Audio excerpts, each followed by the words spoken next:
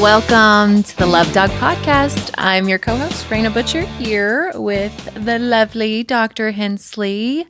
Hi, Dr. Hensley. Hi, how are you? I'm good. So episode 11. 12. Is it 12? No, it's 11. It's 12. Is it 12? Oh my gosh. Okay, episode 12 today, and we are going to talk about dating in the modern world. Big breath. I know. Yeah. Big breath for all those single people that are still out there too, because it's the wild, wild west, no doubt. And if you're frustrated, we get it. Oh my gosh, Because it wasn't too long ago that we were dating. Yes, because we're both fairly we're both newlyweds. We are both. I consider the first 5 years of marriage like being a newlywed. Yeah, I've been married. Just celebrated my second year anniversary, and my year is coming up in October. Yep. So we get it. Yes, we've been there. Yes, and we've often talked about if we were still in the dating world, how hard it would be. It's just hard. It is hard, and it's so hard if you have an insecure attachment because you are just like a magnet for crappy people.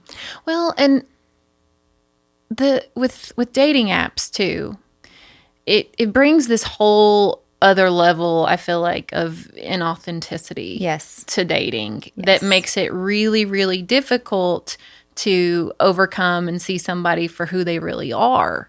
Right. And so I know that when I was dating, still, thank God I'm not anymore, I never had any luck with dating apps. I didn't either. They just didn't work for me. I didn't either. And I've done, a lot more research in the last few years on the dating app business and talking to, hundreds and hundreds of clients that are using dating apps. And I think I have a better feel for how to use them properly and how to not use them. Yeah. Tell the people. Yeah. So people often join dating apps for micro hits of validation from strangers, especially very avoidant people. Like the dismissive-avoidants love the dating apps because they can chat with, potentially hundreds of people. Yeah, and it can stay very surface level. And they can stay extremely surface level, and they get these like micro dopamine hits, right? But they're never taking it anywhere. They're never actually accepting a date or asking somebody on a date. And so they're just using it for this more personalized way to get validation. They actually have no real plans of trying to find somebody. And for the people I've who heard are this directly from dismissive avoidance. Yeah. And then for those people that actually are looking for someone, like I feel like we were, I was genuinely looking for a partner. Absolutely. That it becomes really difficult because there's that level of rejection that you feel from those people that are doing that. Yes, and that never goes anywhere. Yeah. And so I personally think if you are on a dating app, if you're a female, okay, and of course, I mean, we can talk about same-sex, couples as well as heterosexual couples or whatever. But if you're in a heterosexual relationship and you're the female, I truly believe in that receiving energy. If the guy is not asking you on a proper date within 3 days, stop talking to him. That's great advice. Yeah. Right? Because real men, real leaders with strong masculine energy, I'm not talking about wounded masculine energy. I'm talking about strong, kind, loving, protective masculine energy. If they see potential in you, they're going to take you out on a date. I'm not saying, every guy is going to have the capacity to woo you with a 5-star restaurant or whatever, but he's going to ask you out for coffee. Yeah. He's going to ask you out for a drink. He's going to say, let's meet at the park, right? He's going to take it to the next level of meeting you fairly quickly. And that gives you the signal that he's not playing around, right? Yeah. He's looking for someone to truly connect with. Yeah. If someone is dropping off of conversations, stop holding the conversation. Yeah. Stop. Don't go back. Don't go back to that. Just delete the conversation and move on, right? If you're serious about finding someone, only entertain people that are serious about finding someone. Yeah. Because there's a lot of people out there that are just looking for that validation, and they're not necessarily like looking to really try to pursue something. They want to hide behind the screen. Yeah. If you're a man, ask women out on a proper date. Yeah. There is nothing I think that was more frustrating than the lack of confidence that men had. Like if it did ever evolve to that point where I felt like it would get to like the date, and then if a guy would be like, well, what do you want to do? I was like, out. Gone. Bye. Yeah. Because I was like, oh my gosh, please don't make no me leadership. Don't make me and make it's cowardice because it's cowardice in the way of like, I don't have the masculine energy and I'm too afraid that what I pick she won't like, and that's why she'll reject me. Right. Here's what you do, men. Ask her questions about what she likes. Yeah. Do a little digging, gather a little data, right? Get curious. And then if you're still afraid, give her some options. We have this place or this place. Yeah. Which sounds more appealing to you? What kind of food sounds more appealing to you? Do you like steak or do you like Italian? Yeah. You know? And then go. You know, what do you like to do for fun? It ain't rocket science. It's not rocket science. It's not. And that was, I will say, without a doubt, that was the most attractive thing that my husband did. Actually, my husband I met on Facebook. Okay, it's not exciting. But he reached out to me in a message about content that I had been posting, Christian content that he felt was meaningful. And he sent me this amazingly genuine message that really set him apart. And I accidentally blew him off because I was in a no dating phase. So I was answering every message that I got with just thank you or like I'm not dating right now or whatever. So I totally blew him off. Whoops. I remember that. But then he happened to pop up on my stories on Facebook, and I was like, who is that hottie? And I was like, oh my gosh, that name sounds so familiar. Did he send me a message? I went back and looked, and he had sent me a message, and I had totally blown him off. Did you respond to the message? I can't remember. I did with a thank you. Oh. Thank you. That was all I said. Ouch. I know. My husband was like, swing and a miss. So then I had to shoot my game. I sent him a really flirty message one day and was like, listen, when you sent me that message back then, I was in a totally no dating phase. I was getting lots of messages. I apologize that it wasn't more thoughtful in my response, but I'm actually put myself back out on the market, and I thought your message was really kind. If you're interested in chatting, let me know. We started chatting right away. In that conversation, he asked me out on a date. Nice. Yes. Nice. And I was like, what masculine energy? And my husband has the most unwounded masculine energy of probably any man I've ever met in my entire life. Yeah. Yeah. And he showed it right off the bat. Yep.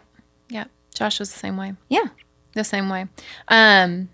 Which Josh and I met organically, of course. And, you know, I've only had luck meeting people organically. Your story is so cute. Tell everybody your story. Cute. It's so sweet. I'm so happy that I get to tell this story. Me too. And there's a lot of irony in this story because I was actively dating. Like, I was ready. And you didn't like anyone. No. I remember that. You were like, bleh. I didn't like anyone. You're like another day. Yeah. And, I mean, the one guy that I did like, which was the guy I dated before Josh. Was a total dismissive-avoidant. Yeah. And he was younger than me. And, you know. He was too immature, too. There were a few variables there that just, it wasn't going to work. But I as soon as I got into it, it was as soon as I got out of it. Like, I saw the red flags and I was like, bye-bye. I was so proud of you. Yeah, thanks. I was like, thanks. You've really become secure. Like, because that was a hard one to walk away from. It was because I really liked him. So, you know, it'd probably been about 6 months. And so I was actively like, I don't want to say I was like, you know, going on a date every weekend or anything. I don't want Josh to listen to this and be like, oh, so. No, she wasn't, Josh. I was not. She was actually very selective. I was. And I'd kind of ex-nayed the dating apps at that point too. I was like, they don't work. Those. They just don't work. So, I just randomly woke up one Saturday morning. You know, it was after COVID. It was 2021. And, you know, everybody, I think, kind of had cabin fever. A big ice storm had happened. And I just woke up one Saturday morning and I was like, you know what? I think I want to go have a drink tonight at CCI, which is this little bar in Lexington, oldest bar in Lexington. It's a little dive, hole in the wall. If you ever come to Lexington. Fun place. Yes. Fun place to visit. Listen, I highly recommend. Time. If you ever come to Lexington, check out CCI. It will be an experience. But, you know, it was one of my stomping grounds back in college. Hadn't been there in years. And I was like, I wonder if they're having live music. I message them. I'm like, hey, you know, are you guys having live music tonight? They say, yep, Josh Butcher. don't think anything of it. And I'm like, oh, great. So I get some friends. We go. On the way there, my high school best friend FaceTimed me, who lived in LA. Rarely calls. Like, we would check in quarterly with each other. She FaceTimes me and she's like, oh, you look pretty. Where are you going? I'm like, I'm going out tonight. I got to get out of the house. She was like, you're going to meet your husband tonight. I mean, as clear as day, just like that. And I was like, okay, whatever, you know, haha. Well, I walk in and I don't know if maybe like she just had kind of instilled that energy and like where she. Oh, words are powerful. Yeah. Yeah. People need to understand how powerful words are. And that's for another podcast. Yes. We can totally talk about that in another time. But they're powerful in your dating life too. I think it's relevant. For sure. It's extremely relevant. Words have immense power. Yes. And so, you know, when I walked in, again, I was not thinking, oh, I'm going to meet my husband. But when Josh Butcher walked by me, holding that guitar with those tight Wranglers on. And listen, I'm not a cowboy girl. Like, if you told me 5 years ago that I was going to marry a cowboy, I would have been like, he's a real cowboy. He's a real cowboy. Like wrangled animals cowboy out in Montana. Yes, he was a rancher for 10 years almost. And so, like, he branded cattle and shit, people. He's like, I mean, talk about masculine. It was during the Yellowstone period, too, where everybody's like, cowboys. I mean, straight up, like, rip stuff, okay? Yeah. But he walked by, and I was just like, who is that? And then it dawned on me that I'd messaged him earlier, Josh Butcher. So, you know, then I start doing the Facebook stalking stuff and I'm like, oh, well, hello, cowboy. And, you know, and I looked across the table at one of my other best friends across from me and I said, mark my words, that man right there is my husband. She was like, oh my gosh. So, you know, and then he was. And you put your business card in his tip jar? And then it took a lot of nerve. I was really, really anxious. I mean, the anxious Raina still really existed then. And so I've always been terrified of rejection. I've always been afraid of the word no. And guys, I was in sales for a long time. So imagine. So actually my friend had to take the business card and was like, give me the business card and go put it in his tip jar. But you know, it's so sweet because he still carries the business card with him in his wallet. Precious. I know. He even brought it out on our wedding day, you know, while he was reading his vows. And, you know, it really is like one of those love stories that is like very serendipitous. Yeah, and, for sure. And really beautiful and has a lot of meaning. And then our love story, I think, from how it evolved from there, it was almost very elementary. We took things really slow and we were really shy around each other because we just didn't want to mess it up. We knew that it was good and we were scared we were going to mess it up. And so it evolved so slowly, but which is healthy. Oh my gosh, it was so beautiful because it allowed our love to really form in the right way. Yeah. Right, where we weren't just like diving head first in, which is a mistake I feel like a lot of people make in the dating phase. Yep. We weren't just diving straight in and being like, okay, we're in love, you know. It wasn't like that. I mean, it took us almost 6 months before we even said I love you. Right. So, but yeah, it was beautiful. So thank you for letting me tell that. Well, let's talk about meeting people organically. Yeah. So I feel like if you want to meet people organically, which is the hardest thing to do, I think that there's two big things you have to do.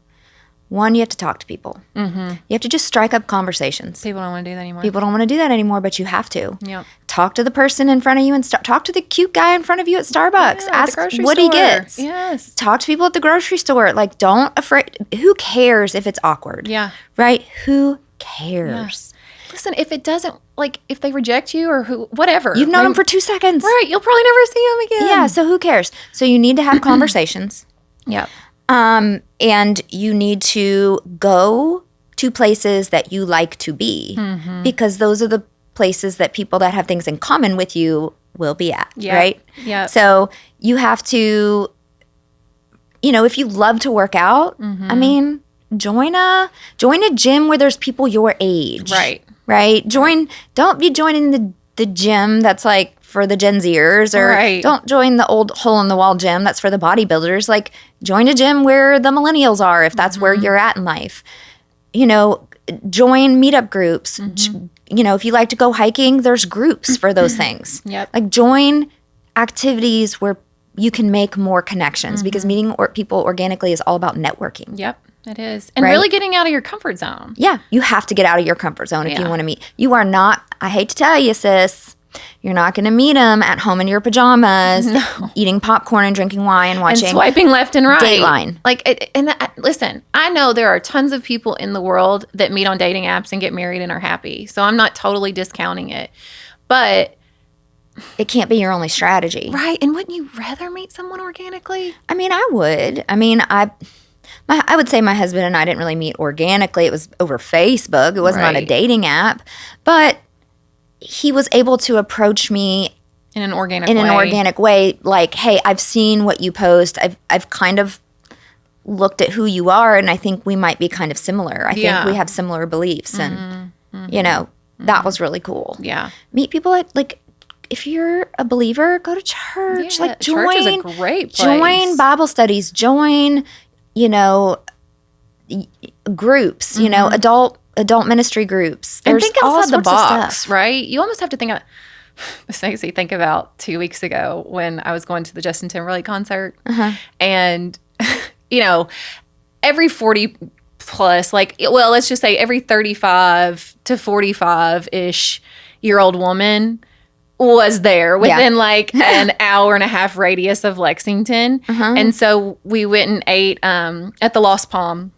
Again, a great place to go if you're ever in Lexington. And I mean, we walk up there and it is nothing but all these beautiful females, like in that age range. Man, you missed out. You could have seen JT. I'm telling you, everybody. That's how it takes. Like, that's really thinking outside the box. It is thinking outside the box. You might not like Justin Timberlake because most, you know, 30-something, 40-something year old men don't. It's if you were there, it's because your girlfriend or your wife dragged you. Right. But, you know, think, okay, well, hey, the JT concert's going on tonight. Where would a lot of girls maybe eat beforehand? The Lost Palm. Yeah. Somewhere on Manchester. You know, I mean, you got to kind of think outside the box. And not like in a creepily way. I'm not saying that. But in a way to like, you know, hey, there might be some opportunity here to meet somebody. Because they were, I mean, everywhere you turned, there was a beautiful girl. Absolutely. Everywhere. And you just have to get out. If you're an introvert, I get it. I'm kind of an introvert too. And it doesn't always feel good to strike up conversations. It doesn't always feel good to get out when you want to stay home. But if you really are looking for connection, I mean, meeting someone organically is kind of your best route. But I will also say, heck, shoot your shot. Yeah, that's right. You know, like, especially for females, that's hard. I don't love that energy. I would prefer the man to reach out to you, right? But you may not be on somebody's radar, right? And you're on, you know, they're on your radar, but they don't know who you are, right? Because you're not popping up on their social media or whatever, right? But just don't shoot your shot like, hey, do you want to go out with me? Like right off the bat, like just start a conversation. Like this is what my husband did. I noticed you posted some things about this, which happened to be Christian content because he was a strong believer and he was really walking very close with God. And, you know, I was walking close with God, and we were both on this healing journey. We were both healing from abusive exes. And we just happened to be on the same journey at the same time. And so it really resonated with him, the things that I was posting on social media. You know, look for people that are similar to you. Yeah. And well, starting with the conversation versus like just going in head first, like, hey, do you want to go out? It allows you to know, are we somewhat compatible? You know, do we have some things in common to where it's worth asking them out? You know, never go in head first. I mean, I kind of did. I was just like, here's my business card. Well, that's different. It's at a bar situation. Yeah. Advice for men on social media. Oh, this is a big one. Oh gosh, don't be the creep in the DM. Please. Don't send heart eye emojis in response to their pictures and like, oh God, you're so hot, babe. Yeah. Stop. Yeah. That sends the biggest creepo gross vibe because we know you're mass sending those out. Yep. And it doesn't set you apart. It makes us feel creeped out. Yep. Don't say hi dear or poke. Hey, hi there. Can I? And don't ask somebody off like you've never spoken to out right off the bat. Right. we don't want to go out with you if we've never had a conversation with you. We want to have a conversation with you first. Yeah. Oh, and for the love of God, please, guys, the mirror selfies, they gotta go. They gotta go. Door. If your profile picture is a mirror selfie, I will never. It used to be one of my rules. When I was on a dating app, if a guy had a mirror selfie, he was done. He was an automatic no. You know what? I think what I'm going to do, I wrote an ebook a long time ago, and I took it off the website just because I had other products that sold better. But I'm going to pop it back on there for this next month of how to make a great online dating profile if you're a man. That would be great. And it's science-based. So I actually went through the science, and I looked at what are the things that women are attracted to, because there's so much social psychological science around, like, what are women attracted to in pictures? What are women attracted to in real life? Attraction forms from a picture in less than a second. So your first picture on your dating app has to be a professional-ish headshot. Stop having every picture of you in your sunglasses. I don't know what you look like. Smile with your teeth. Yes. Smile with your teeth. Yes. If you are not smiling with your teeth, that just says, hey, I'm embarrassed of my smile. Yeah. And I have bad teeth. Right. Well, and two things that I feel like people are most attracted to right off the bat are eyes and mouth. Yep. So if you're covering those two things up, it's going to be an automatic no. It's a no. Yeah. Because I don't know what you look like. And if you're strictly using dating apps, which again, I'm not completely discounting, right? No. But if that's strictly what you're using in terms of dating in your active dating life, then you've got to do better, right? Yes. You've got to do better in terms of how you present yourself. And in place of filters, use a good light. Yes, a good light is going to make you look like you, but it's going to smooth out, some of those imperfections in your face, right? Use a good light. Have somebody take the picture for you. Yep. If you're a dude, because dudes suck at taking selfies. It's up the nose. It's like I swear to goodness, it cuts half their face off. Yeah. Have a female who knows how to take a picture. I don't care. Ask your neighbor. Ask your mom. Like, get a 25 to 45-year-old woman to take your picture for you, because that girl knows how to take a picture. I guarantee you. Okay, they know how to work them angles. Yep, right. They do. Use a good light. Use a ring light on your face. They're cheap as heck on Amazon. Just go outside. Or go outside in a good lighting. Right. Smile. There's actual research that shows that women are attracted to smiling faces. Why? Because you don't look like a predator. You look safer. Right. And that immediate sense of safety that this person is warm and kind, it is more attractive. There's a ton of science of attraction. Yeah. So smile. Show your teeth. Whitening your teeth is a really, really easy way to improve your smile. Even if you have crooked teeth and you can't afford to fix your crooked teeth, like, I get it. Go buy some cheap white strips. Now they're very affordable. Yeah. Of course, ask your dentist. This isn't medical advice or dental advice, okay? Yeah. If that's safe for you, but whitening your teeth scientifically has been shown to increase your attraction. Yeah. So there are so many little things that you can do. Include a body shot. Yeah. Weed out the people that would not be attracted to your body. You would be wasting your time. Listen, humor goes a long way. Oh, gosh. Watch funny movies. Yeah, humor. Watch funny movies and learn to be witty. When I was in the dating world, like, there were a few men, actually, that I wasn't initially attracted to. But if they sent me a message that was witty or humorous, like, I would usually entertain it, because I'm a sucker for somebody. Like, if you can make me laugh, I believe this too, that if you can make a woman laugh, you got your foot in the door. Yeah, but unless you use it as a defense mechanism to avoid your feelings. Yeah, we're not talking about that kind of I dated a DA for a year and a half, and I actually was not physically attracted to him when I first met him. Yeah. But he was so funny. Yeah. That, he made me laugh so much. But actually, my husband is the funniest person that I've ever met in my entire life, because he's so witty. That's Josh. It's the exact right moment. And Josh has an extremely high vocabulary too. So, like, I don't know. He's just, like, I feel like you have to have almost a really high vocabulary and a somewhat higher IQ to be witty. Yeah. Yeah, because you have to know. It shows that the you're moment, smart. And you have to know where it's going to land, right? Yeah, it shows that you're smart. And I asked my husband one time, I was like, how did you develop your humor? Like, what do you, like, how? And he's like. Trauma. Yeah. He's like, well, that. And he's like, you don't realize there was a period in my life where I was so poor. This was between deployments. Okay, so he's like early 20s between going to Iraq and Afghanistan.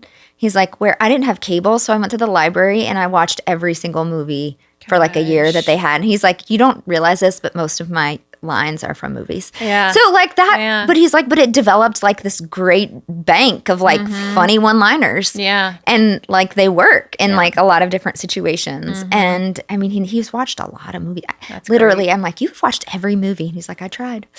Yeah. I love good witty humor. But yes, you know, I think being able to tell the difference between someone who uses that all the time, you know, so I think you got to be able to dissect whether they're using, you know, humor with a good mix of a little bit of vulnerability. Yeah, and emotional maturity. Yeah. And so I think that brings me to probably my biggest point about dating, which is earn your attachment security. That's I cannot stress that enough, because insecure people attract insecure people. And insecure people, they ignore red flags, they miss red flags, and the ones they do see, they ignore, because they mistake their fear response from those red flags for excitement, because fear and excitement have the same feeling, right, in the body. And so they mistake the fear of somebody, for example, being a little inconsistent in their responses, or something that someone says that's off color, that doesn't sit right, that it produces a fear response that then somebody mistakes as excitement and chemistry, and it makes them want to attach more. And if you have, especially those anxious wounds where, you know, or the fearful avoidant wounds where anxious and fearful avoidant feel the need to prove themselves and or change people, that's what they feel like you love me if I can get you to change. Yep. Right? And that comes from childhood. Yep. Right? Like that a parent that didn't change for you and treat you the way you needed to be treated, you're trying to get a different ending through your relationships, right? Because it's all from the subconscious, guys. And so in avoidant people, they come in strong at the beginning and then they back away and disappear. So they're so confusing. It's so confusing. But you will be able to tell those people apart if you are secure. And you will not be attracted to those red flags. You will be. I was so repelled by red flags when I went back on the dating market. I mean, there were a number of dudes that kept really trying, but their red flags made me ill. Yeah. And there were literally a few of them that I was like, I just don't, I'm sorry, but there's nothing here. Right. Like, I just don't want to lead you on. Like, please move on. Please don't text me. And some people I just had to block. Which brings us to another great point. Don't ghost. Don't ghost people. Like, listen, it's okay if you don't have chemistry and you're not compatible with a person. Right. But they deserve an explanation. Yes. Don't be that person. Don't be that gal. You're be a that coward. guy. Because unless they're abusive and crazy. Yeah. If they're abusive and crazy and stalking you, okay, just block them and move on, right?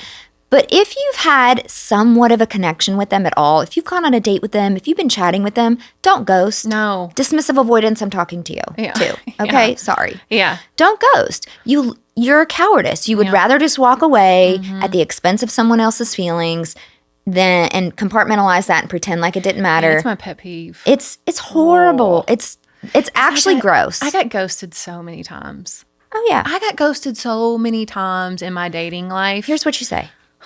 You just say, hey, I want you to know that I think you're a great person. Yeah.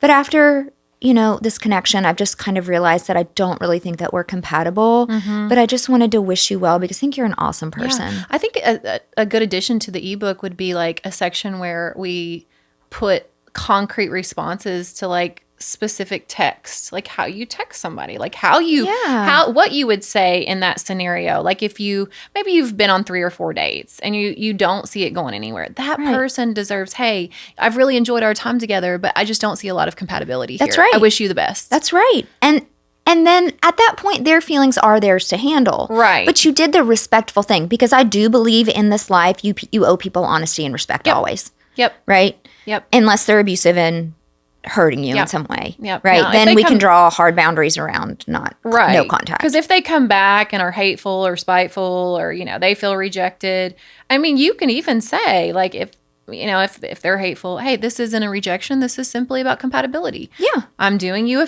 I don't want to waste your time. That's right. And, at the end of the day, you can say, I'm really sorry that you feel that way, or I'm sorry you feel hurt by this. I never really meant to hurt you. I just don't want to waste your time or mine. Yeah. and then people will move on. They will. I promise you, they'll move on. They'll be fine. That's right. Every time I got ghosted, I feel like either way, if somebody would have come to me and said, hey, there's just not a lot of compatibility here, right? It would have hurt. It would have stung. But nothing stings worse than the unknowing, right? Right. Than just feeling like discarded. It's super disrespectful. It's so disrespectful. And I got ghosted so many times. And I just, hey, for the guys that ghosted me, shame on you. Sorry, it just makes you a loser. It does make you a loser. You're a loser if you ghost people. Yep. Sorry. I agree. You're 100%. Not a winner. Yep. And I pity the next person that dates you. Yeah. Yeah. Because you're a coward. Yep. Don't be that guy. Don't be that girl. Don't. Because girls do it too. They do. No, this is not just a guy problem. Girls do it too. For sure. So listen, we know that dating is just so difficult, and we don't envy any of the single folks out there that are still having to do it. Right. But if you need to earn your attachment security, if you are so sick of dating crappy people, come see me. Yes. I will help you get to the point where you are a magnet for good people. Yeah. Because we did the work, and guess what? We found our partners. We found our partner almost immediately after we really put ourselves out there. Yeah, it's true. And it's so much better to do it before you get married, right? Because it's gonna set you up for a better, healthier, more successful marriage. Yes. Please don't marry somebody that you know deep in your heart you shouldn't marry. Yeah. I did it. Yeah. On my rehearsal dinner day, at the rehearsal, okay, we were getting ready to go to the dinner. I burst into tears. And what was behind those tears that I couldn't confront was that it was going to be a huge mistake. Yep. And I knew it deep down, but I was confused. Like, why am I crying? I was so emotionally unaware at that point in my life. Yeah. At 25. You didn't even know. I didn't even know. That's exactly what it was. It's exactly what it was. I know now because I can even feel it in my body. I can reflect on that moment and feel it in my body of what I was feeling, which was like, do not do this. Don't do it. And I wish, and I'm not blaming my parents, but if my daughter had dated that man and gone through what he put me through in the dating phase, you'd have been like, I'd have been like, I ain't funding your wedding. Yeah. No way. Yeah. No how. Yeah. And I mean, obviously I was an adult and they couldn't have stopped me. I could have ran away and married him. And maybe I would have. I don't know. Yeah. But they gave me a beautiful wedding. They spent a whole lot of money on that wedding. There's no way in heck. Girls, my girls, you hear me now? I'm not going to fund your wedding. That's right. If you're marrying a bad person. Yeah. Okay? And you know your mama's going to know. Yeah. Okay? Oh, the parents always know. Yeah. And listen, at the end of the day, just achieving your attachment security is a journey. It is. But if you are between the ages, let's just say 19 to 28. Yeah. Which I think is a big part of span of your life where you're dating probably pretty heavily during that time. Yeah. Not discounting the people that are older and have been through divorces and then have to go back into the dating field. Because I think that might even be a little bit harder. But I'm talking about that younger. Yeah. Do it now. Do it now. Do it now, because if you get into a marriage now, if you're born secure and you've found somebody who's born secure, there are people like that. There are people. I do believe that there are people that get together in high school and they're both born secures and they have beautiful, happy, healthy marriages. Absolutely. And they marry young. But listen, the thing about marrying young, one, I'm so glad I didn't do it. I would have been divorced. Is that there's not enough time, right? Because healing is a journey and it takes time and it takes life experience. And so take the time while you're single in that young age before you get married. Again, this isn't for the people who have been married and divorced and going back to the dating world. Take the time now to do it, to seek out healing your attachment wounds. It will be the best investment that you could possibly make. Because it is 100% the truth that the person you marry has the most impact on your life. It is the choice that has the most impact on your emotional well-being, your physical well-being, your finances, your parenting. And so many people do what I did, which was date somebody that had a lot of problems, but I was attached to them and all of my friends were getting married. I was in my mid-20s and I was afraid that I was going to miss out and I was going to age out of the dating market. And I got married because it was the cool thing to do. And I wanted to lock somebody down and he was attractive but he treated me like absolute dirt. Yep. And I coach couples all the time. I actually had a couple, I'll never forget them. It's the only couple that I agreed not to ever work with. Uh-oh. I fired them. Because I think I remember this couple, actually. The guy was such a narcissist. He couldn't even agree on my attachment assessment of him. He tried to fight me on what his attachment style was. You're like, listen, dude, I'm the professional here. Okay, you're coming to me to do the assessment, but then I give you my findings, and then you not just disagree with me, hatefully disagree with me. Oof. And yelled at his fiance. Oh, I do remember this couple. Yelled at her and belittled her. And I looked straight in her eye and I said, do not marry him. Yeah. Ugh. Do not do it. I really hope she didn't. I bet she probably did. She was like funding his life. And like she was all right. And her parents were, the reason they were there is because her parents were like trying to say that they couldn't get married. Yeah. And I'm like, they're right. Yeah. Do not marry this person. That's the thing. Like if I could go back to like 21, 22, 23, 24, 25-year-old Raina, right? Like that person that was in that same boat that you just described. Like all my friends were getting married. I felt like, one, I had a child. So I felt like I needed to be married. Now, I never married my son's father. You almost did. Thank God. I almost did. We were engaged. Almost did. We were engaged for 2 weeks, I think. It was like Hollywood engagement.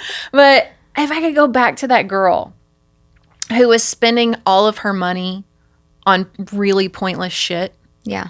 Like clothes and makeup and just dumb stuff. Buy a duplex instead. Buy a duplex instead and invest in your healing. Yeah, and your healing. Invest do both in of your those healing. things. Like that's what, I mean, if I could go back knowing what I know now, and granted, I wouldn't change anything. My life has turned out wonderful and I'm thankful for the way that it's played out.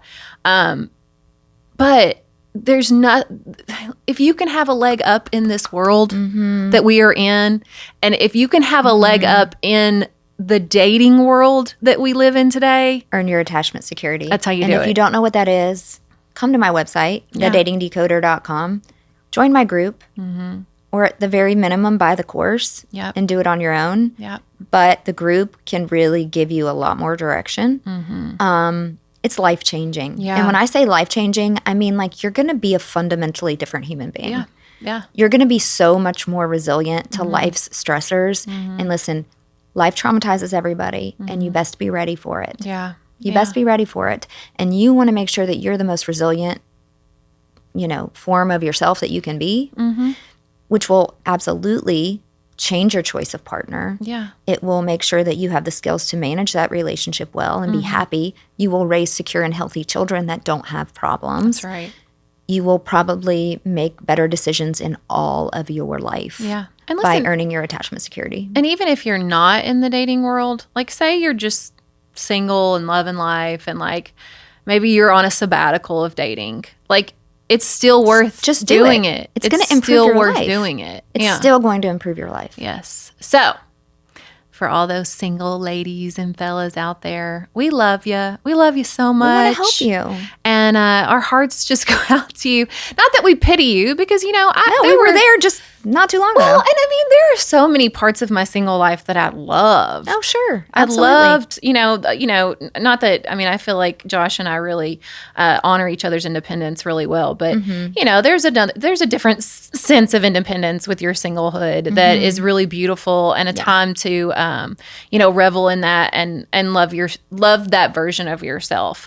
But a way to love that version of yourself even more is to achieve your attachment security. And so if you're looking for that, go to Dr. Hensley's website, thedatingdecoder.com. Check out all her services there. And if you are loving this content, if you are enjoying what we're talking about, which we hope that you are, please like, follow, subscribe, and leave us a review.